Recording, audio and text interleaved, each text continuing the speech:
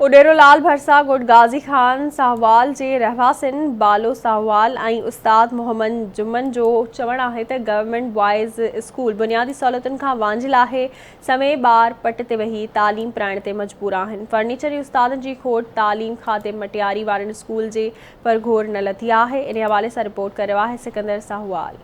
उडेरोलाल लॻ ॻोठ गाज़ी खान साहवाल जे government boys primary school जा 250 शागिर्द बुनियादी सहूलियतुनि खां वांझिल। सभई शागिर्दनि लाइ स्कूल जा 2 कमरा नाकाफ़ी थी विया। स्कूल में फर्नीचर न हुजण करे समें ॿार पट ते वेही तइलीम हासिल करण लॻा आहिनि। स्कूल में 2 मास्तर मुक़ररु थियल। ॻोठ गाज़ी खान साहवाल जे ॻोठनि जो चवणु आहे त पीपी जे चूंडियल नुमाइंदनि ॻोठ खे विसारे छॾियो आहे। शिकायतुनि बावजूदि हिन वक़्त ताईं अज़ालो न थी सघियो आहे। अचो त ख़ान पुछूं त हू आवाज़ टीवी सां पंहिंजा वीचार कहिड़ी रीति था वंडनि। हिते 250 शागिर्द आहिनि, 2 कमरा आहिनि। तव्हां पाण ॾिसी सघो था 40 साल बिल्डिंग खे थी विया आहिनि। 2 कमरा आहिनि जंहिंमें 50 शागिर्द अंदरि वेठा आहिनि, बाक़ी 150 शागिर्द ॿाहिरि पट ते वेठा आहिनि। असां हुकूमत खे अपील था कयूं त हिन ॻोठ जी स्कूल जी सार लहनि ऐं असांखे हिकु बिल्डिंग अलॻि ठाराए ॾियनि जंहिंमें के 2 ॻोठनि जा जेके शागिर्द आहिनि अची तइलीम पढ़ाए सघनि। फर्नीचर जी खोट आहे। सियारे जी मौसम आहे। नंढड़ा ॿारड़ा वीचारा पट ते वेठा आहिनि ऐं असांखे कमरनि जी बि ज़रूरत आहे। वीचारा पट ते वेठा आहिनि।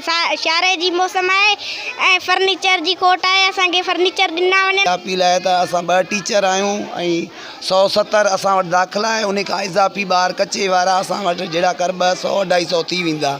उहे डेली अचण वारा आहिनि ऐं ॿार सही तरीक़े सां तइलीम कोन था पिराए सघनि, छो जो 2 टीचर कुझु नथा करे सघे। 2, 3, 4, 5 टीचर हूंदा सही नमूने सां ॿार पोइ तइलीम पिराए सघंदो।